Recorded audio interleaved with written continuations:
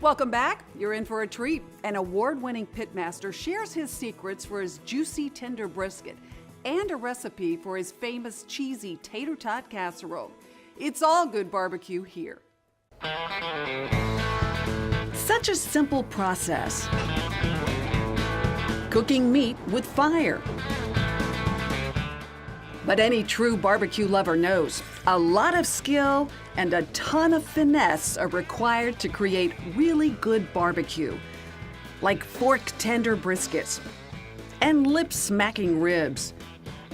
You'll find both at It's All Good Barbecue in Spicewood. This is really, really good barbecue. Melt in your mouth delicious, those tender slices of brisket, smoked overnight with beautiful bark and signature smoke ring, partnered with hearty homemade potato salad and Spicewood-style barbecue beans.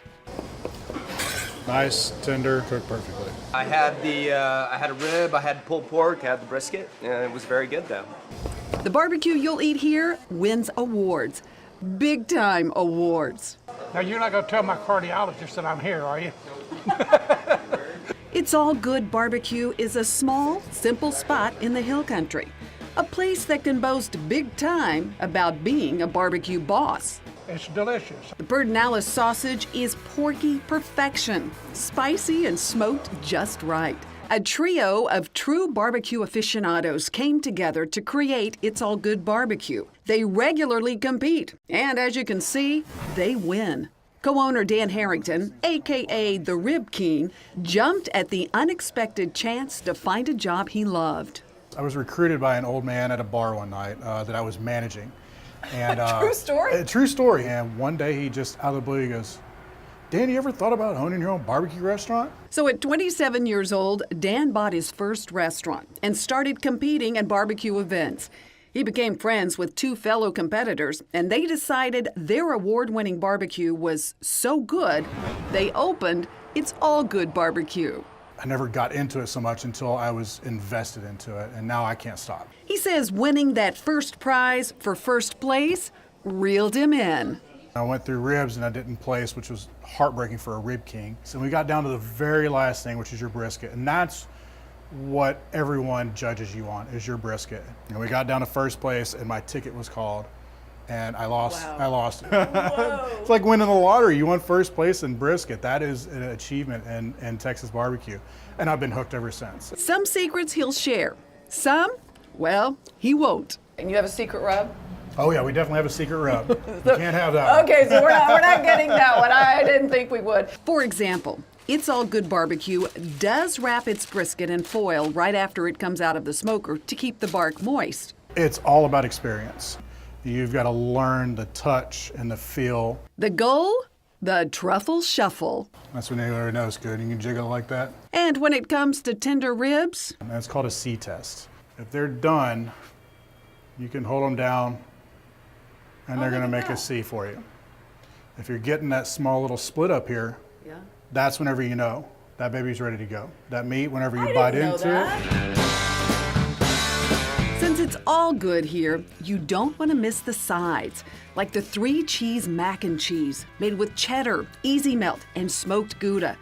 There's a delicious creamed corn and a tangy coleslaw with just the right amount of pucker. My favorite, the stuffed jalapenos. Today we're going to be stuffing them with a little bit of brisket and cream cheese.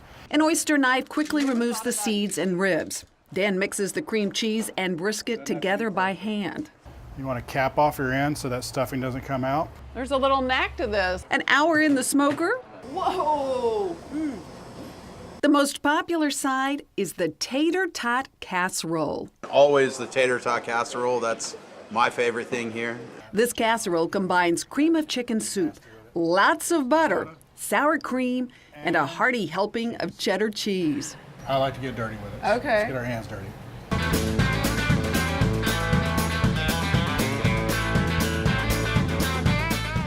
Oh, man. Get rid of your carb diet. It is good. Oh yeah. It's all good, just like the name says.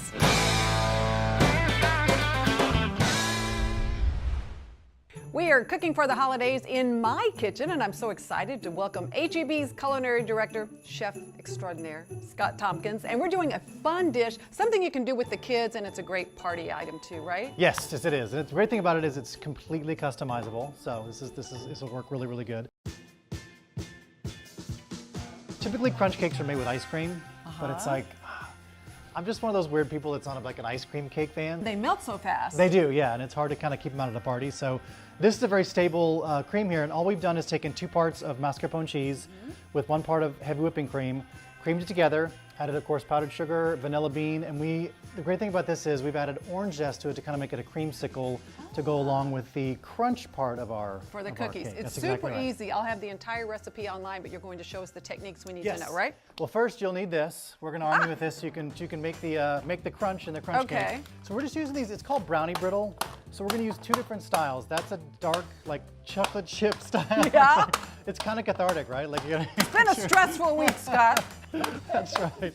And we're going to use the toffee for the top. So we've got kind of a 2-layer crumb. So I'm going to spray our pan here.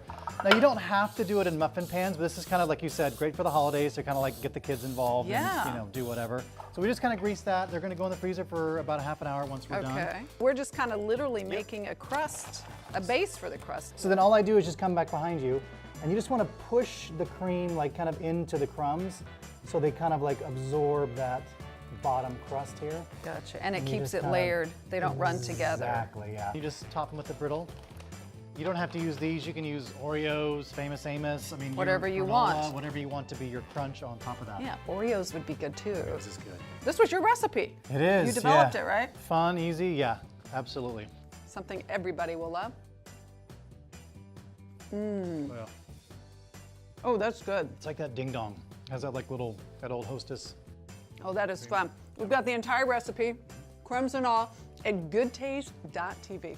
Happy holidays. Happy holidays, you. My fun wine finds of the week are coming up. But first, a one-of-a-kind Japanese gastropub in Houston, where delicious, eye-popping small plates pair perfectly with a shot of Japanese whiskey. I kind of get it now. Scary good. We'll keep your seat at the table. Good Taste will be right back. Good Taste with Tanji is brought to you in part by HEB.